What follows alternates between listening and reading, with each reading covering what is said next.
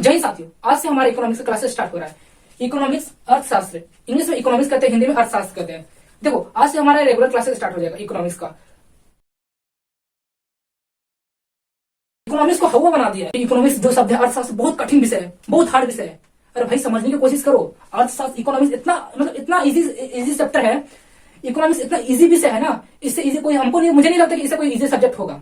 क्योंकि इकोनॉमिक्स का हर एक पार्ट, हर एक शब्द अपने जीवन, निजी जीवन में घटते रहता है। मतलब अभी मैंने क्या बताया, क्रय और विक्रय, क्रय और विक्रय, क्रय और विक्रय। तो क्रय मीन्स खरीदना। क्या आप दुकानदार सवेरे उठते हो, है ना, सवेरे उठते हो, दुकान पे जाते हो आप, है ना, दूध लाने के लिए जाते हो, है ना, मिल्क दूध लाने के लिए जाते हो, चाय पत्ती लाने के लिए जाते हो, चीनी लाने के लिए जाते हो, चाय बनाने के लिए, बिस्किट लाने के लिए जाते हो, है ना, टॉफी लाने के लिए जाते हो, या फिर आप एक स्टूडेंट तो पेन लाने के लिए जाते हो, कॉपी लाने के लिए जाते हो, बुक लाने के लिए जाते हो। आपका शुरुआत ही खरीदने से होता है, खरीदना और बेचने से होता है। अगर आप एक दुकानदार हो, है ना, एक छोटा मोटा दुकानदार हो, शॉपकीपर हो, अब एक छोटा मोटा भी दुकानदार हो, तो आपका शुरुआत होता है बेचने से ही शुरुआत होता है, विक्रय करने से शुरुआत होता है। तो बताओ, इकोनॉमिक्स एक ऐसा चीज है, ऐसा विषय है जो हमारे निजी जीवन में शुरुआत ही हमारा वहीं से स्टार्ट होता है। और दूसरा नंबर, आपके पास 10 रुपए है ना, 10 रुपए, अगर कोई दुकानदार से 7 रुपए का अपना सामान खरीदा, तो 10 रुपए आपने इनको दिया और 3 रुपए आपको रिटर्न दिया, 3 रुपए रिटर्न दिया। लेकिन दुकानदार गलती से 3 की जगह 2 रुपया दे दिया, 2 रुपया दे दिया। तो आप घर में जाके काउंट करते हो, हालांकि आपको उस टाइम काउंट नहीं किया कि दुकानदार ने कितने रुपए दिया। घर में जाके काउंट करते हो कि दुकानदार ने मुझे सिर्फ 2 ही रुपए दिया, मतलब 1 रुपया तो मुझे हानि हो गया।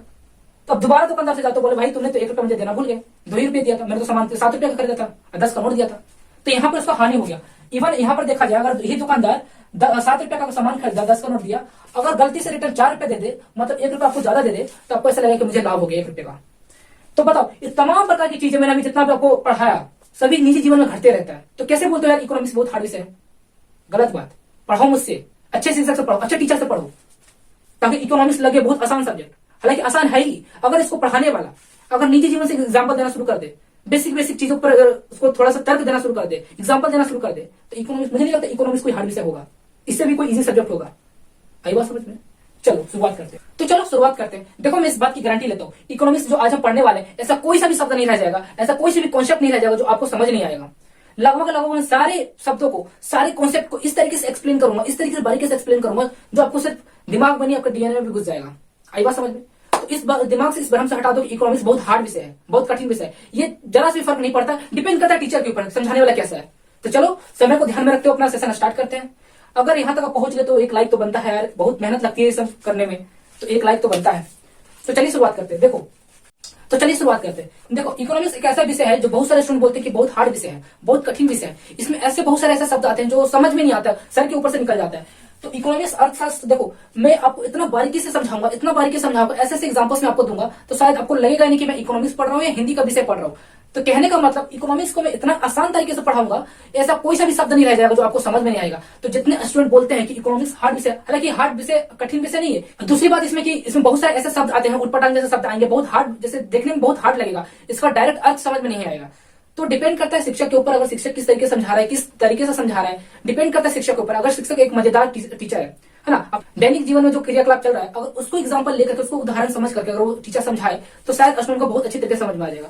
तो इकोनॉमिक्स मैं मानता हूँ ये थोड़ा सा कठिन विषय है, लेकिन समझो, इस तरीके से समझने की कोशिश करो। अगर हम इसको निजी जीवन से अगर कंपेयर करके देखेंगे, एग्जाम्पल को, है ना, एग्जाम्पल को जोड़ जोड़ के पढ़ेंगे निजी जीवन से, तो थोड़ा सा आसान लग जाएगा, ये विषय आसान लगने लग जाएगा।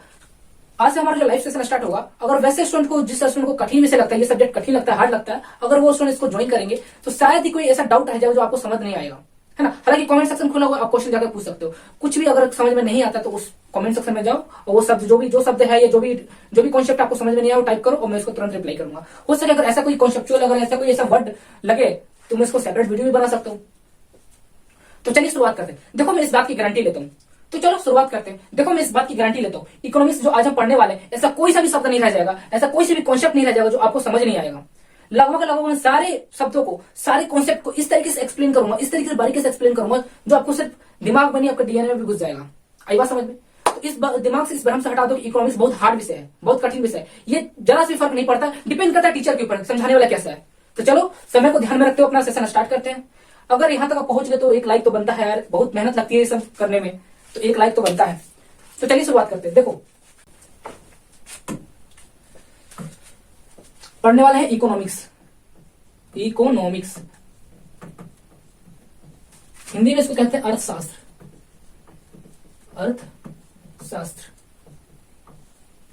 देखो, ये जो शब्द है इकोनॉमिक्स में यहां देता हूं, यहां लिखते हैं। देखो इकोनॉमिक्स जो शब्द है कहां से आया, इकोनॉमिक्स।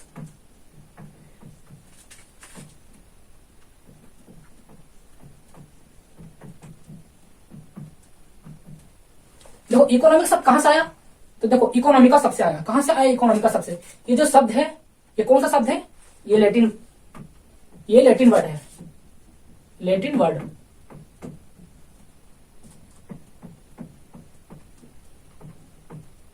लैटिन शब्द है, याद रखना। जो इकोनॉमिक जो शब्द है ये कहां से आया है ना, इकोनॉमी का सबसे बना। देखो इकोनॉमिक जो शब्द है ये इकोनॉमी का सबसे बना, इकोनॉमी का सबसे इकोनॉमिक्स बना। और ये आया कहां से, किस भाषा से आया, तो ये लैटिन भाषा से आया, लैटिन सबसे आया। जो ये शब्द है ये लैटिन शब्द है। और किस भाषा से आया, तो लैटिन भाषा से आया इकोनॉमिक्स। और दूसरा नंबर इकोनॉमिक्स जो है, इकोनॉमिक्स इस शब्द का नाम किसने दिया था, तो शब्द का नाम किसने दिया था, तो अरस्तु ने दिया था। अभी पेशेंस रखो, मैं सारा कुछ बताऊंगा। ऐसा कोई सा भी शब्द नहीं रह जाएगा जो आपको समझ नहीं आएगा। बस आप ध्यान लगा के माइंड को ओपन करके यहां देखो। अरस्तु, देखो इकोनॉमिक्स जो शब्द है कहां से आया, किस शब्द से आया, इकोनॉमी का। देखो ओ साइलेंट है इसमें, ओ साइलेंट है। हम यहां से पढ़ेंगे इकोनॉमी का। इकोनॉमी का शब्द से इकोनॉमिक्स आया, जो कि एक भाषा है लैटिन भाषा। लैटिन भाषा से इकोनॉमी का शब्द आया, निकल करके आया। लैटिन भाषा से इकोनॉमी का शब्द निकल करके आया, ऐसे इकोनॉमी का शब्द से इकोनॉमिक्स बना। ओके, याद रखना, इतना कॉन्सेप्ट याद हो गया। लैटिन एक भाषा है ना, इसी में से एक शब्द निकल कर आया इकोनॉमी का। इकोनॉमी का सही बना इकोनॉमिक्स। इकोनॉमिक्स सर्वप्रथम शब्द का नाम किसने दिया, अरस्तु ने दिया। सर्वप्रथम शब्द का नाम किसने दिया, अरस्तु ने दिया। लेकिन इकोनॉमिक्स का जनक किसे कहा जाता है, जनक। तो जनक कहा जाता है Adam Smith. Adam Smith, English में बोलेंगे एडम स्मिथ।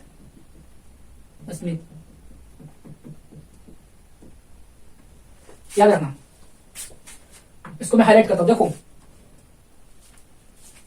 इकोनॉमी का शब्द किस भाषा से आया, लैटिन भाषा से आया। इकोनॉमी का जो शब्द है लैटिन भाषा से निकल करके एक शब्द निकल करके आया।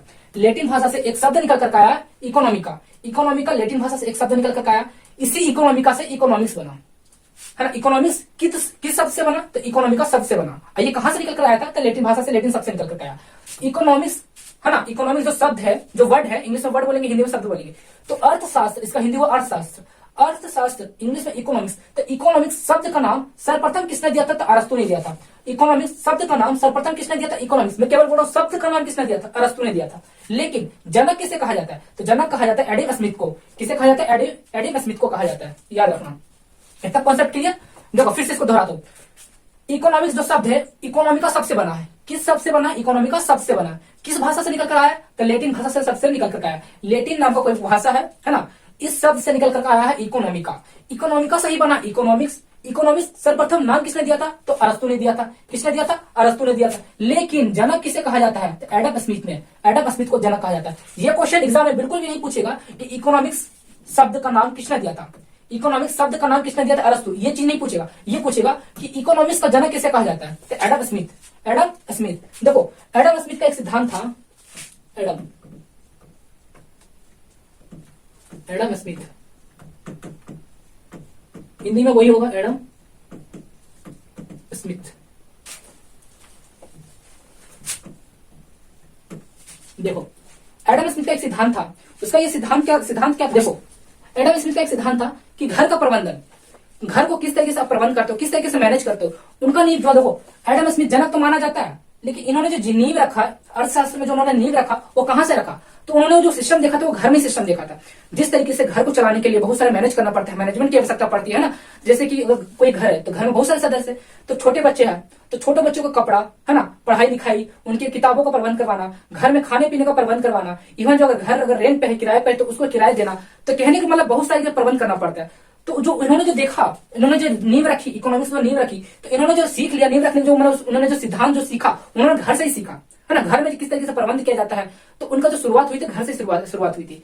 तो कहने का मतलब हुआ जिस तरीके से घर में प्रबंध किया जाता है ना, फाइनेंशियली, मैं अर्थशास्त्र की बात कर रहा हूँ, तो आर्थिक रूप से जिस तरीके से घर को मैनेज किया जाता है, तो इनका नींव की शुरुआत वहीं से हुई थी, इसलिए इनको एडम स्मिथ कहा जाता है। हालांकि इन्होंने इकोनॉमिक्स में बहुत सारे ऐसे काम किए थे, बहुत सारे ऐसे सिद्धांत दिए थे, हालांकि उनको अभी नहीं पढ़ना। अभी हम बेसिक इकोनॉमिक्स पढ़ेंगे, जैसे जैसे आगे बढ़ेंगे अगर इनका जिक्र आएगा तो मैं बताऊंगा इनके बारे में। तो यहाँ तक बात क्लियर है ना। तो इनकी नींव की शुरुआत कहाँ से शुरुआत, इनकी नींव की शुरुआत कहाँ से शुरुआत हुई थी बताओ। इनकी नींव की शुरुआत कहाँ से हुई थी, इनके घर से, घर के मैनेजमेंट से। तो घर में किस तरीके से प्रबंधन किया जाता है, प्रबंधन का इंग्लिश होता है मैनेज, प्रबंधन का इंग्लिश होता है मैनेजमेंट, प्रबंध करना, मैनेज करना, प्रबंधन करना, मैनेजमेंट करना, याद रखना। प्रबंध का इंग्लिश होता है मैनेज को, क्लियर। देखो इनका एक और डेफिनेशन था, एक और परिभाषा था इकोनॉमिक्स को लेकर के, इनका एक और डेफिनेशन था। इनका मानना था कि इकोनॉमिक्स क्या चीज है, इकोनॉमिक्स, इकोनॉमिक्स क्या है, तो यह है साइंस ऑफ मनी, साइंस। घबराओ मत, मैं हिंदी भी बताऊंगा, टेंशन मत लो।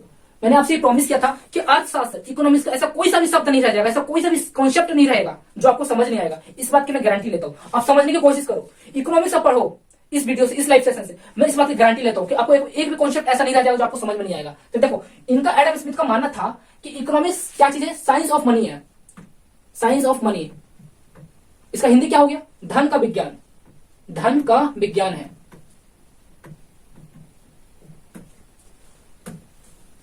देखो इनका यह मानना था, एडम स्मिथ का जो जनक है, इकोनॉमिक्स का जो जनक है, इनका मानना था कि इकोनॉमिक्स क्या चीज है, economics is a science of money, economics is a science of money, धन का विज्ञान है ना। इनके अकॉर्डिंग इन्होंने ऐसा परिभाषा दिया था, है ना, इनके अकॉर्डिंग ऐसा था कि इन्होंने बोला था कि economics is a science of money, धन का विज्ञान है, इनके अकॉर्डिंग, एडम स्मिथ के। अगर क्वेश्चन ये आ जाएगा कि science of money, science of money, science of money या धन का विज्ञान, धन का विज्ञान या साइंस ऑफ मनी निम्नलिखित में किन व्यक्तियों ने कहा था, आपको 4 ऑप्शन दे दिया जाएगा, ए बी सी डी, है ना, 4 व्यक्तियों का नाम रहेगा, उनमें से एक एडम स्मिथ का नाम रहेगा। तो बताओ ऐसे कौन से व्यक्ति थे जिन्होंने कहा था अर्थशास्त्र, है ना, धन का विज्ञान है, economics is a science of money. किसने कहा था बताओ, किस व्यक्ति ने कहा था कि धन का अर्थशास्त्र एक धन का विज्ञान है ना, economics is a science of विज्ञान, साइंस ऑफ मनी, किस व्यक्ति ने कहा था। तो आंसर लग जाएगा, ऑप्शन टिक लग जाएगा, एडम स्मिथ है। तो फिर से इसको रिकॉल करते हैं, फिर आगे बढ़ेंगे। ये हमारा बेसिक, मतलब बेसिक था, बेसिक, इससे 0 लेवल का, इससे नीचे कुछ हो ही नहीं सकता। जिसको इकोनॉमिक्स का स्पेलिंग तक नहीं मालूम, आज वो भी बच्चा यहाँ से लाइव पढ़ सकता है, उसको भी समझ में आ जाएगा। इकोनॉमिक्स का हिंदी होता है अर्थशास्त्र, है ना। इकोनॉमिक्स इकोनॉमी का सबसे मिलकर, इकोनॉमिक्स इकोनॉमी का सबसे बना, इकोनॉमिक्स इकोनॉमी का सबसे बना, इकोनॉमिक्स इकोनॉमी का सबसे बना, क्लियर। ये शब्द आया कहां से, ये लैटिन वर्ड से आया, लैटिन लैंग्वेज से आया, यहां तक क्लियर। और इकोनॉमिक्स नाम का जो शब्द है सर्वप्रथम किसने दिया था, तो अरस्तु ने दिया था, केवल नाम ही अरस्तु ने दिया था, लेकिन जनक कहा जाता है एडम स्मिथ को, एडम स्मिथ को। और एडम स्मिथ का मानना है कि economics is a science of money, अर्थशास्त्र धन का विज्ञान है। क्या है, किस चीज का विज्ञान है, अर्थशास्त्र धन का विज्ञान है। यहां तक क्लियर, यहां तक क्लियर। चलो आगे बढ़ते हैं, चलो आगे बढ़ते हैं। देखो देखो समय की बचत करने के लिए मैंने पहले ही लिख रखा है यहाँ पे, ताकि आप लोग को समय का बचत हो। यहां पढ़ने वाले हैं बेसिक की पॉइंट, है ना। कुछ ऐसे ऐसे शब्द आपको आगे चलकर मिलेंगे जो आपको समझ में आने वाली नहीं है। ऐसा लगे कि आखिर ये शब्द है क्या चीज, है ना, आपको परिभाषा ही आपको नहीं पता, इस शब्द के बारे में मतलब ही नहीं पता हुआ, तो आगे का कॉन्सेप्ट आपको समझ नहीं आने वाला। तो उसी वर्ड को एक्सप्लेन मैंने यहाँ किया। तो धीरे धीरे हम जैसे जैसे आगे बढ़ेंगे, उस आगे बढ़ने से पहले, उस कॉन्सेप्ट को जाने से पहले, सारे जितने भी है ना, जितने भी पार्ट रहेंगे, जितने भी छोटे छोटे पार्ट रहेंगे, जितने भी छोटे छोटे वर्ड रहेंगे, सभी को हम एक्सप्लेन करते आगे बढ़ेंगे। तो चलो यहाँ देखते हैं। देखो पहला हमारा शब्द आता है क्रय विक्रय, क्रेता विक्रेता, लाभ और हानि। इसका डेफिनेशन देते हैं। क्रय का मतलब क्या होता है, विक्रय का मतलब क्या होता है, दोनों साथ साथ पढ़ेंगे, क्रय और विक्रय। देखो क्रय, मान लीजिए मेरे पास एक स्टाइलस है, इसको बोला जाता है स्टाइलस, है ना, स्मार्ट पेन पर जो लिखा जाता है इसको बोला जाता है स्टाइलस। फिर कोई नहीं, इसको हम पेन मान लेते हैं। मान लीजिए एक पेन है, तो हम इसको एक उचित मूल्य होगा ना इसका, मान लीजिए 10 रुपए, 20 रुपए, 50 रुपए, जितना इसका उचित मूल्य होगा, है ना, जिसका इसका रेट होगा, तो इस रेट पर हम क्रय करेंगे। मान लीजिए फलाना दुकानदार है, एक्स नाम का कोई दुकानदार है, इससे हमने कुछ एक्स अमाउंट पर, है ना, इसका फिक्स प्राइस है 10 रुपए, फिक्स प्राइस है 10 रुपए, तो मैंने इसको इस दुकानदार से इस 10 रुपए मैंने इसको पेन को खरीद लिया। तो जो मैंने खरीदा वो हो जाएगा क्रय। केवल अभी मैं व्यक्तियों की बात नहीं कर रहा, मैं दुकानदार की बात नहीं कर रहा, नहीं मैं अपनी बात कर रहा हूं। मैंने इस पेन को खरीदा, तो खरीदने की प्रक्रिया को, या खरीदने की क्रिया को क्या कहेंगे, क्रय। मैंने क्या किया, क्रय किया।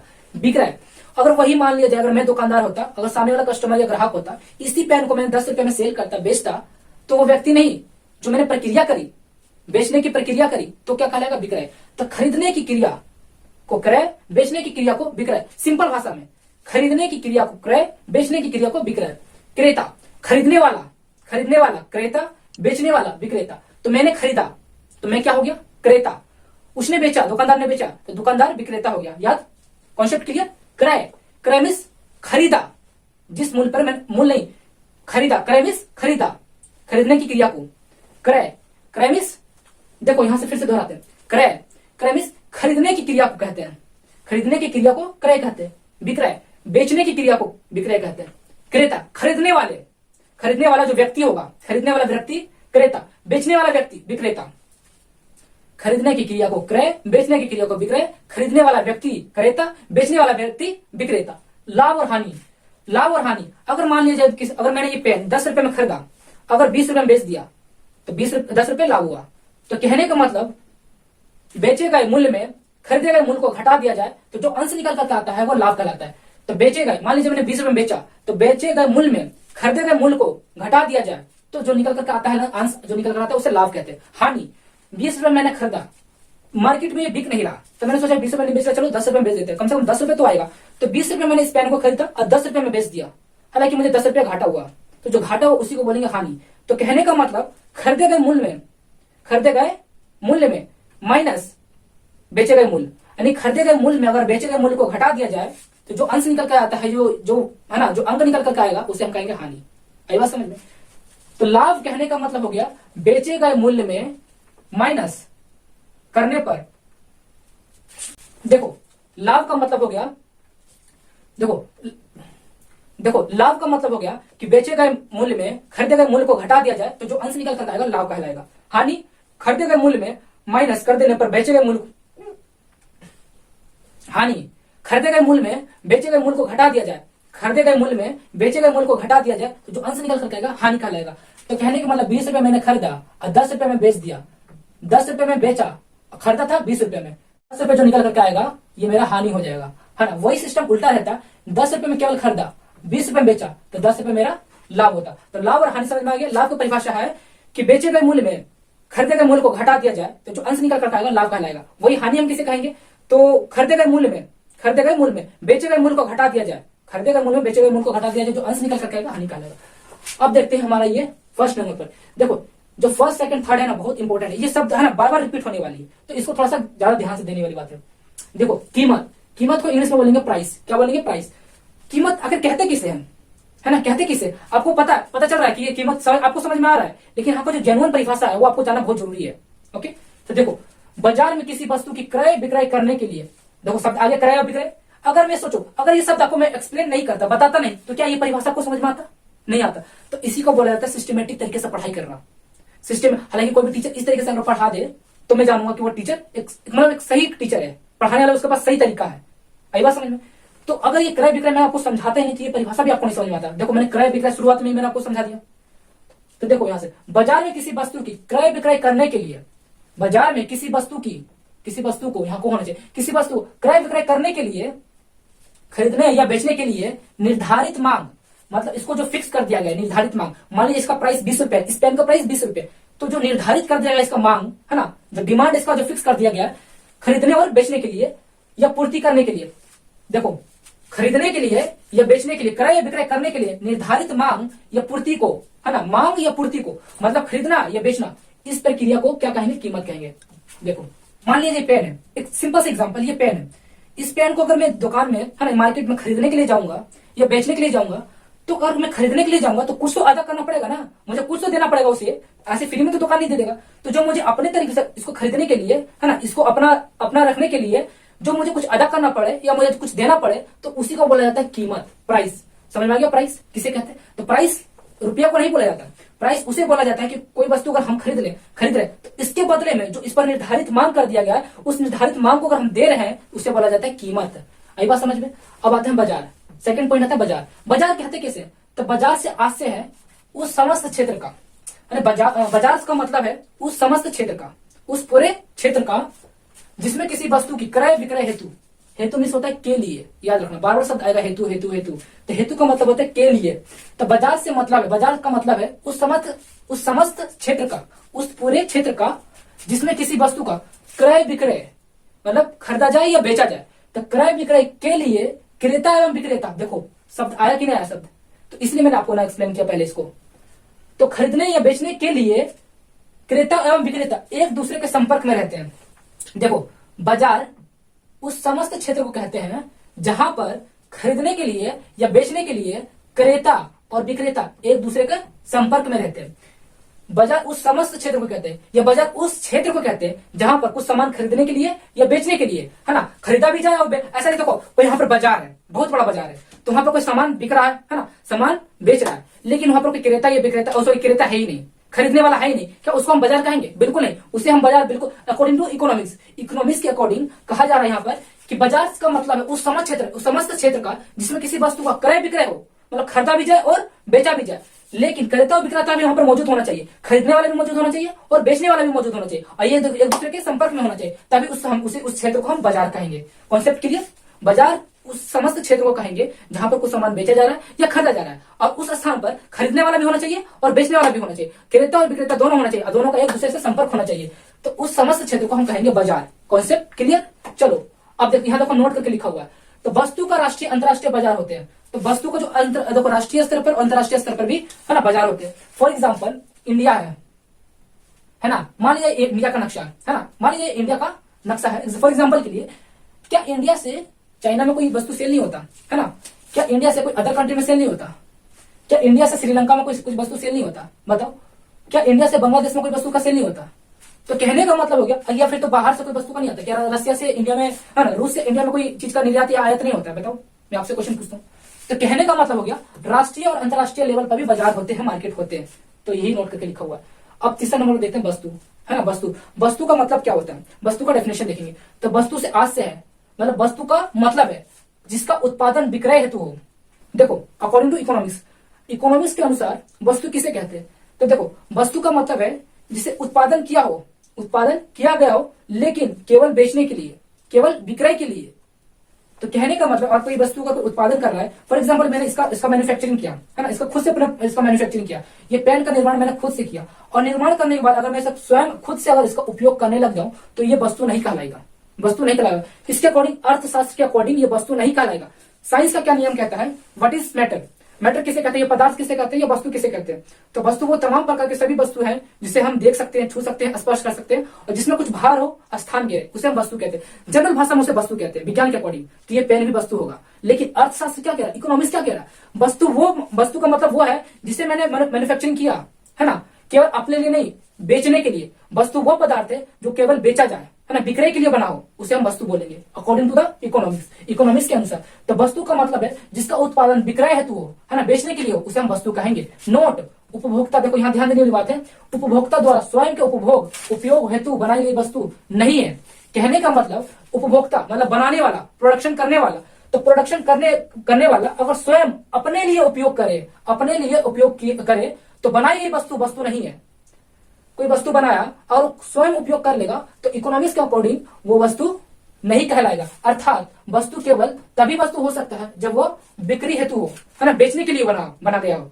तो जैसे ही हम उसको बेचेंगे तो वो वस्तु कहलाएगा। ये अर्थशास्त्र में बताया गया है। चलो आप देखो नेक्स्ट देखते हैं। उदाहरण, किसान द्वारा उगाई गई फसल या सब्जी अगर वह स्वयं उपयोग कर ले तो वह वस्तु की श्रेणी में नहीं आएगा। मैंने अभी क्या बताया कि वस्तु का प्रोडक्शन मैंने किया, अगर मैंने स्वयं उसका उपयोग कर लिया तो वह वस्तु नहीं कहलाएगा। अगर मैंने उसको बिक्री किया, बेच दिया, तो वह वस्तु कहलाएगा। अकॉर्डिंग टू द इकोनॉमिक्स, अर्थशास्त्र के अनुसार यह वस्तु नहीं कहलाएगा। क्लियर? लेकिन बाजार में बेचे गए वह वस्तु कहलाएगा। चलो क्लियर? वस्तु किसे कहते हैं? क्लियर। लेकिन साइंस में इसका जस्ट उल्टा है। वस्तु सभी तमाम प्रकार की जो चीजें दिख रही है, आंखों से हम देख सकते हैं, स्पर्श कर सकते हैं, छू सकते हैं, जिसमें कुछ भार हो, है ना, भार हो, स्थान घेरे, तो उसे हम वस्तु कहेंगे, पदार्थ कहेंगे, मैटर कहेंगे। लेकिन इकोनॉमिक्स के अकॉर्डिंग, अर्थशास्त्र के अकॉर्डिंग वस्तु उसे कहेंगे जो मैंने मैन्युफैक्चरिंग किया या कहीं से मैंने उसका, है ना, उत्पादन किया। अगर उसको स्वयं उपयोग कर ले तो वस्तु नहीं है, उसको हम बेचेंगे, बिक्री करेंगे, तभी वो वस्तु कहलाएगा। क्लियर? Concept clear? चलो आगे बढ़ते। मांग मीन्स डिमांड। डिमांड किसे कहते हैं? देखो डिमांड किसे कहते हैं? तो मांग किसी वस्तु का वह मात्रा है, मांग किसी वस्तु की वह मात्रा है। देखो यहां से, मांग किसी वस्तु की वह मात्रा है जिसे खरीदार एक विशेष समय में एक विशेष कीमत पर क्रय करने के लिए तैयार हो।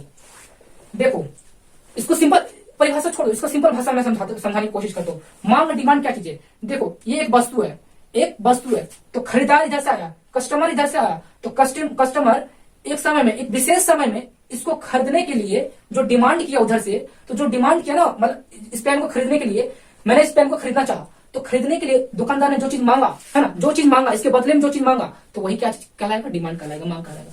तो कहने का मतलब मांग किसी वस्तु की वह मात्रा है जिससे खरीदार एक विशेष समय में एक विशेष कीमत पर क्रय करने के लिए तैयार हो जाए। तो मैंने क्या बोला है ना, ये जो पेन है इसका कीमत फिक्स है, 20 रुपए इसका कीमत है। तो दुकानदार ने बोला भाई ये इस पेन का कीमत 20 रुपए है। तो मैंने बोला चलो 20 रुपए मैंने मान लिया, 20 रुपए कीमत है, मुझे इसका प्राइस इसका कीमत बहुत अच्छा लगा।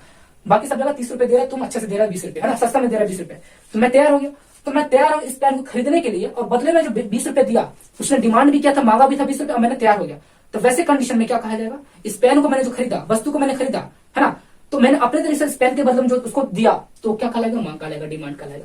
कॉन्सेप्ट क्लियर, बात यहां क्लियर। चलो आगे बढ़ते हैं। सप्लाई किसे कहते हैं, सप्लाई पूर्ति किसी वस्तु की वह मात्रा है, पूर्ति किसी वस्तु की वह मात्रा है जिससे विक्रेता एक विशेष समय में एक विशेष कीमत पर विक्रय करने के लिए तैयार हो जाओ।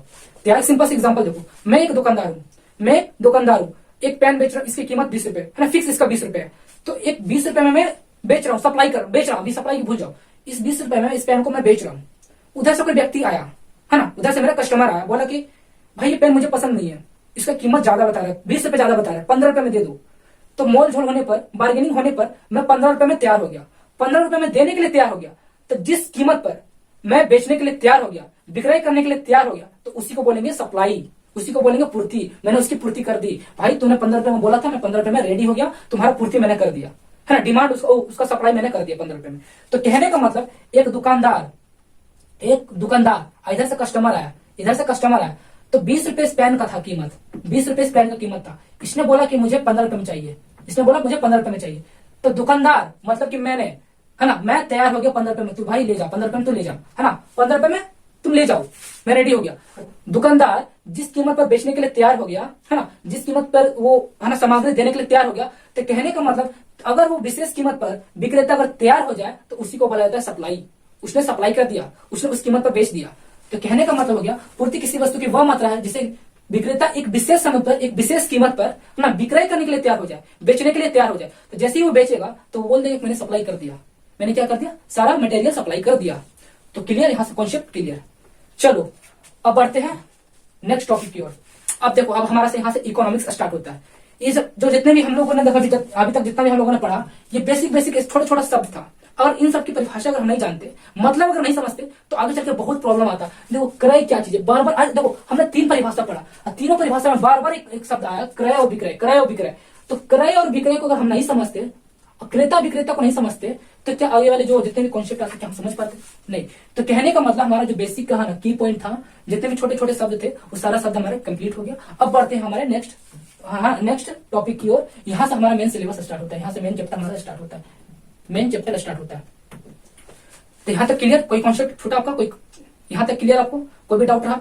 कमेंट सेक्शन खुला हुआ है ना, जो भी डाउट रहता है आप वहां जाके कमेंट करो, पूछो, हो सके मैं उसका रिप्लाई करूंगा। अगर यथासंभव मुझे लगेगा कि उस पर सेपरेट वीडियो बनानी चाहिए तो मैं सेपरेट वीडियो भी बनाऊंगा। आप कमेंट तो कीजिए। और मेरा ये उद्देश्य रहता है कि खास करके इकोनॉमिक्स में एक भी ऐसा शब्द नहीं बचेगा। कॉन्सेप्ट तो भूल जाओ, कॉन्सेप्ट तो बहुत बड़ा चीज होता है। एक भी ऐसा सिंगल वर्ड नहीं रहेगा, एक सिंगल ऐसा शब्द भी नहीं रहेगा जो आपको समझ नहीं आएगा। इतने बारीकी से, इतना मतलब बेसिक लेवल से मैं समझा रहा हूँ। इकोनॉमिक्स का स्पेलिंग क्या होता है, ये शब्द कहाँ से उत्पन्न हुआ है ना, किस भाषा से आया है, इसका जनक कहाँ, मतलब इसका जनक कौन है, वहां से मैंने स्टार्ट किया। तो बताओ, अब मुझे नहीं लगता कि इकोनॉमिक्स में कोई आपको कोई डाउट रह जाता हुआ रह गया होगा। बताओ, इतना मैंने टॉपिक सभी पढ़ाया। देखो इस बोर्ड में देखो और इस बोर्ड में देखो कोई भी टॉपिक छूटा या कोई भी ऐसा शब्द है जो आपको समझ में नहीं आया होगा? ये देखो, इकोनॉमिक्स को हवा बना दिया है। देखिए इकोनॉमिक्स जो शब्द है, अर्थशास्त्र बहुत कठिन विषय है, बहुत हार्ड विषय है। अरे भाई समझने की कोशिश करो। अर्थशास्त्र, इकोनॉमिक्स इतना इजी चैप्टर है। इकोनॉमिक्स इतना इजी विषय है ना, इससे इजी कोई मुझे नहीं लगता कि इससे कोई इजी सब्जेक्ट होगा। क्योंकि इकोनॉमिक्स का हर एक पार्ट, हर एक शब्द अपने निजी जीवन में घटते रहता है। मतलब अभी मैंने क्या बताया, क्रय और विक्रय, क्रय और विक्रय, क्रय और विक्रय। तो क्रय मीन्स खरीदना। क्या आप दुकानदार सवेरे उठते हो, है ना, सवेरे उठते हो, दुकान पे जाते हो आप, है ना, दूध लाने के लिए जाते हो, है ना, दूध लाने के लिए जाते हो, चाय पत्ती लाने के लिए जाते हो, चीनी के लाने के लिए जाते हो, चाय बनाने के लिए, बिस्किट लाने के लिए जाते हो, है ना, टॉफी लाने के लिए जाते हो, या फिर आप एक रेस्टोरेंट है तो पेन लाने के लिए जाते हो, कॉफी लाने के लिए जाते हो, बुक लाने के लिए जाते हो। आपका शुरुआत ही खरीदने से होता है, खरीदना और बेचने से होता है। अगर आप एक दुकानदार हो, है ना, एक छोटा मोटा दुकानदार हो, शॉपकीपर हो, अब एक छोटा मोटा भी दुकानदार हो, तो आपका शुरुआत होता है बेचने से ही शुरुआत होता है, विक्रय करने से शुरुआत होता है। तो बताओ, इकोनॉमिक्स एक ऐसा चीज है कि ऐसा विषय है जो हमारे निजी जीवन में शुरुआत ही हमारा वहीं से स्टार्ट होता है। और दूसरा नंबर, आपके पास 10 रुपए है ना, 10 रुपए, अगर कोई दुकानदार से 7 रुपए का अपना सामान खरीदा तो 10 रुपए आपने इनको दिया और 3 रुपए आपको रिटर्न दिया, 3 रुपए रिटर्न दिया। लेकिन दुकानदार गलती से 3 की जगह 2 रुपया दे दिया, 2 रुपया दे दिया। तो आप घर में जाके काउंट करते हो, हालांकि आपको उस टाइम काउंट नहीं किया कि दुकानदार ने कितने रुपए दिया, घर में जाके काउंट करते हो कि दुकानदार ने मुझे सिर्फ 2 ही रुपए दिया, मतलब 1 रुपया तो मुझे हानि हो गया।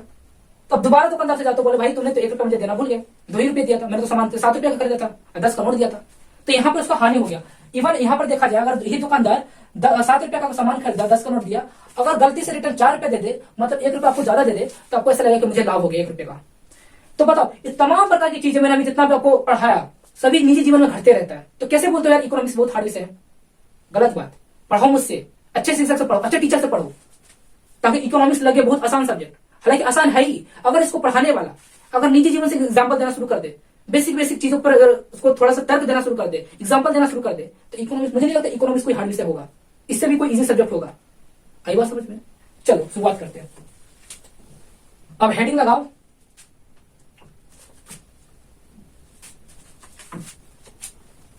हेडिंग लगाओ इकोनॉमिक्स। ये देखो, फर्स्ट हमारा मेन हेडिंग रहेगा इकोनॉमिक्स, इसका हिंदी होता है अर्थशास्त्र। अब यहां से सब हेडिंग लगाओ, economics, economics and economy, economy, इसका हिंदी। घबरा मत, जहां मैं इंग्लिश लिख रहा हूं मैं हिंदी भी लिखूंगा, टेंशन लेने वाली बात नहीं है। तो अर्थ, इकोनॉमिक्स हो गया अर्थशास्त्र, अर्थशास्त्र, इकोनॉमी हो गया अर्थव्यवस्था।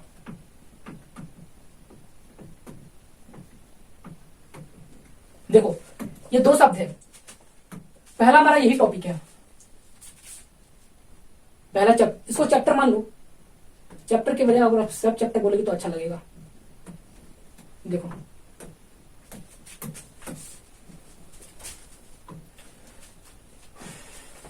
देखो अर्थशास्त्र क्या चीज है और अर्थव्यवस्था क्या चीज है, इसको हम बारीकी से एक्सप्लेन करेंगे। ओके।